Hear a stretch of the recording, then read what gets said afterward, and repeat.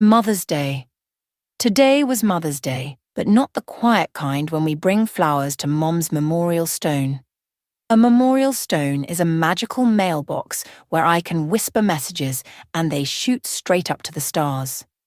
No, today was the loud one, bursting with cakes, candies, and enough lemonade to fill a small lake. We spent the day in the schoolyard running wild, yelling, singing, and inventing all kinds of new games. Meanwhile, the mums gathered in chatty circles, whispering secrets and probably plotting to take over the world. Seriously, I even heard one say, "We'll do it during nap time." I still didn't know what it was, but I've been suspicious ever since. Last year, Grandma tagged along for Mother's Day. She's fun, when she's awake. The thing is, Grandma's so old she sometimes forgets my name and just calls me you, or young man. I'm cool with it. It's just that she flickers in and out like a glitchy lamp. One second, she's telling me about the good old days when dinosaurs roamed the earth and ice cream cost a dime. The next, she snoozed mid-sentence, snoring so loudly she'd scare a dragon back into its cave. This year, Grandma couldn't make it, and Dad announced with a heavy sigh, "Looks like you're flying solo this time, champ." He said it in that mopey tone he uses when he's feeling guilty, like it was something to be sad about. Me? I saw fireworks. It was like my fifth best dream come true. It was perfect. No one hovering over me meant one thing: time to unleash my legendary poor little me face, the ultimate weapon against soft-hearted moms. If I played it right, I'd be swimming in hugs, attention, and enough treats to make dentists cry. Oh yes. Life is pretty sweet sometimes. After a breakfast of pancakes shaped like what Dad proudly declared were spaceships, though honestly they looked more like sad, deflated clouds, we set off for school. I belted out my current favourite song. Oh, Daddy, tell me, do we get what we deserve? Spoiler alert, we totally don't. It's always something like broccoli or an early bedtime. Never once has what we deserve turned out to be unlimited video games or an indoor trampoline. Dad shot me a grin. You know, I could ditch work, and we could have the day to ourselves. No need to be all doom and gloom. Absolutely not. Don't even think about it, Daddy, I blurted out, picturing him surrounded by a swarm of giggling moms. The thought alone made my stomach turn.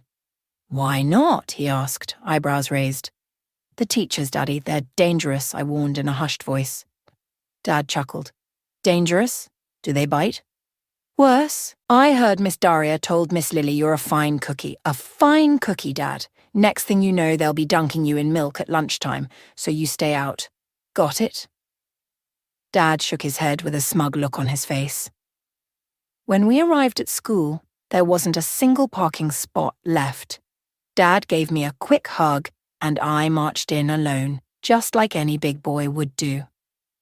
Miss Olivia, the teacher who always smells like sunshine and cookies, beamed at me from the gate with her usual supernova smile.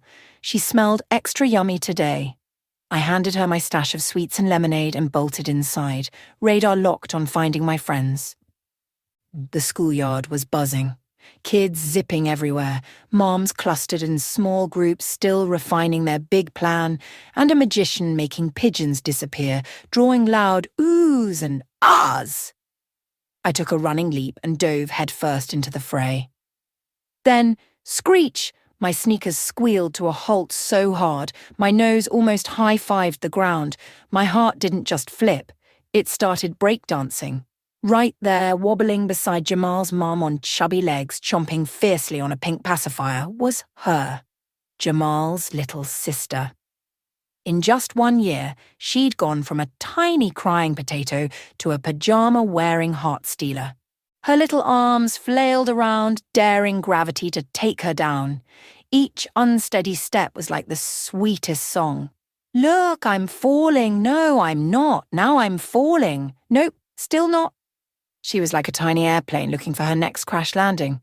This itsy-bitsy Godzilla had no clue she was turning my whole world upside down and giving it a good shake. My jaw dropped open, and my tummy felt like a bouncy castle filled with giggling butterflies. I was toast. Definitely love. Pajamas in public. That's a bold girl, I murmured, imagining a lifetime of gently nudging and pushing just to see if she's gonna fall. Yep, I had to marry her. Marriage? Not a chance. They'd say I'm too old for her and laugh right in my face. We'd have no choice but to run away to the forest, build a treehouse, and live off berries and nuts. We'd become the woodland wanderers, famous across the animal kingdom. All the orphaned creatures would seek our campfire. I'd remember the sweet old days and sing in my saddest voice. Tummies rumbling, growling loud, hungry tummy, feeling sad. Craving snacks, a yummy treat, something tasty, oh so sweet. Cookie, cake, or apple pie, please, oh please, don't pass me by. But first things first, I had to try. Operation Propose. I shuffled up to Jamal's mum, nerves buzzing. She spotted me and smiled. Well, hello there, where's your mommy? Showtime. I clasped my hands behind my back, let my shoulders droop, and went full-on puppy face. With my eyes on the ground, I whispered, "She's in heaven, Mum." What was that? Jamal's mum leaned closer. Speak up, sweetheart. No need to be shy. She knelt beside me, and I fought not to scoop up Jamal's sister and make a run for it. She's in heaven, Mum, I repeated just a smidge louder. And sure enough, the O escaped her mouth like clockwork. I counted 1, 2, and... Yep, there it was, the hug. She pulled me in, all warm and soft, tilting my chin up so we were eye to eye. Oh, honey, don't be sad. How can I help you? Would you like some yummy chocolate cake? Inside, I was practically screaming. Of course I want the stupid chocolate cake. But I just shook my head, trying to look as serious as I could. No, ma'am, I think I'm in love, and it would mean the world to me if I could marry your beautiful daughter. The look on her face was priceless. She let out a big, hearty laugh, eyes twinkling, and before I knew it, she thrust a bunny-shaped backpack into my hands. Allah be praised, here's your wife's gear, boy. Bottle for when she's hangry and starts wailing, spare pacifier, extra diapers, wet wipes. But listen up, she leaned in, dead serious. Don't let her shove anything grimy in her mouth. Now take your wife, soldier, and go play. I couldn't believe my luck. Just like that, I became a married boy with a bottle, a bunny backpack, and a wife who was still rocking diapers. Responsibility had never felt so good.